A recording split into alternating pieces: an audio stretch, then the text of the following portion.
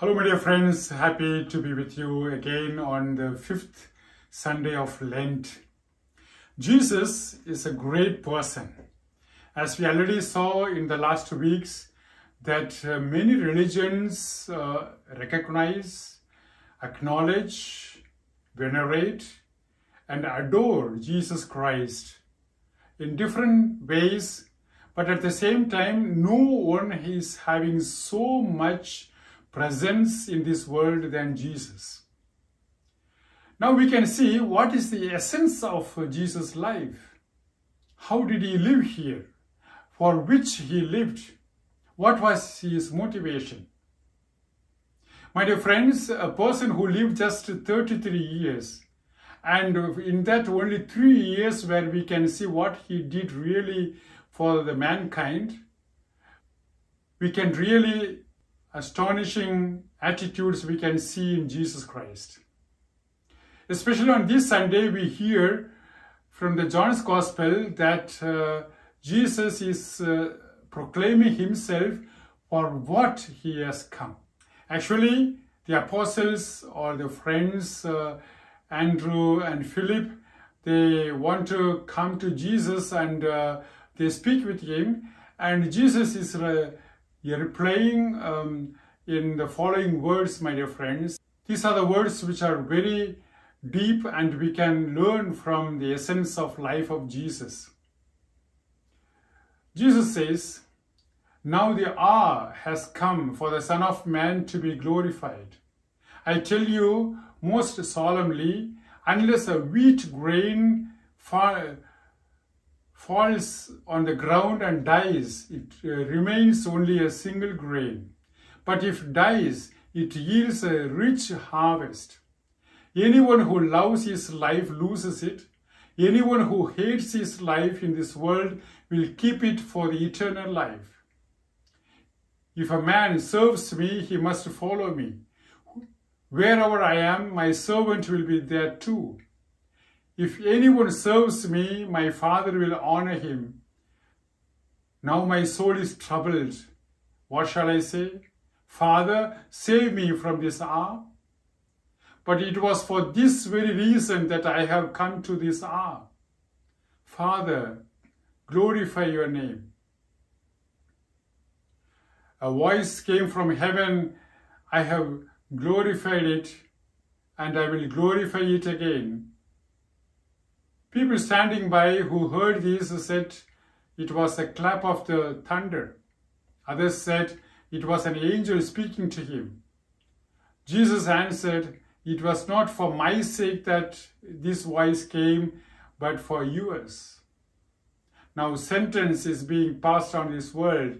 Now the prince of this world is to be overthrown, and when I am lifted up from the earth, I shall draw all men to myself." By these words, he indicated the kind of death he would die. My dear friends, these are the words from the chapter 12 in the John's Gospel from 20 to 33. Here really we can see for what Jesus came. He is coming from Father, and Jesus is understanding the will of his Father was to die. And he is bringing the example that the wheat grain cannot give fruit if it is not dying. That means this is actually the essence of all Christianity, my dear friends. That only with death we can have resurrection. Only with the wounds we can get healing. Only with the sickness we can be free. That means these are the things which are actually contradictory.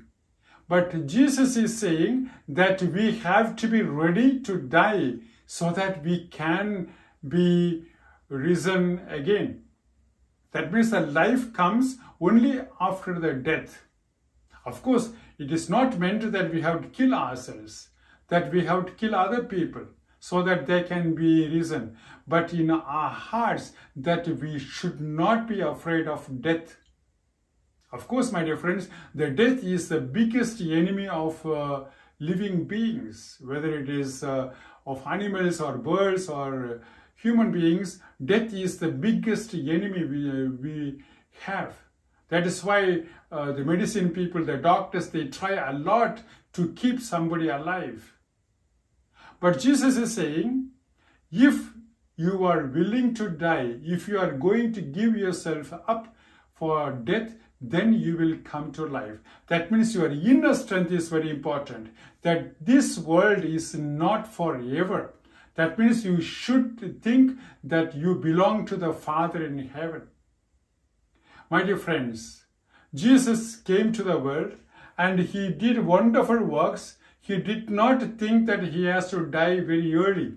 But of course, because of his deeds, because of his wonderful deeds which he did to the mankind, he was cornered and he was put for suffering and he was killed. That means Jesus was not somebody who just went to die. On the contrary, he lived the life in such a way that the people killed him.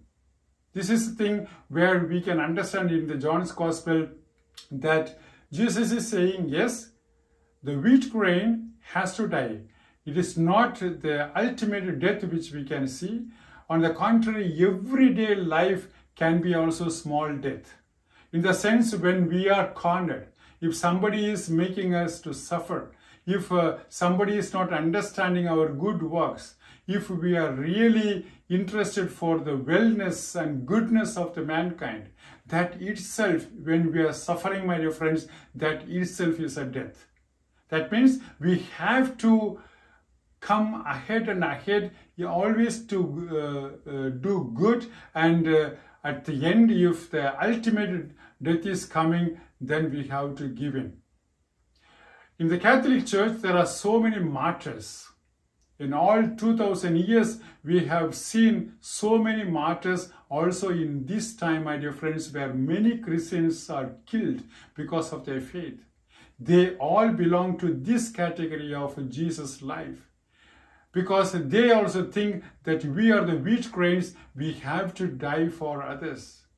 And also many people, they are suffering because they are Christians, because they love Jesus. That is also kind of a small death, my dear friends. When we are on the 5th Sunday of Lent, we can really understand who the person of Jesus is and what was the essence of his life.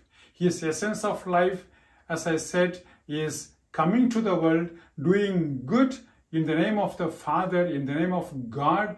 And if small deaths are occurring, if the big death or ultimate death is coming, then we have to go in so that we can have the eternal life.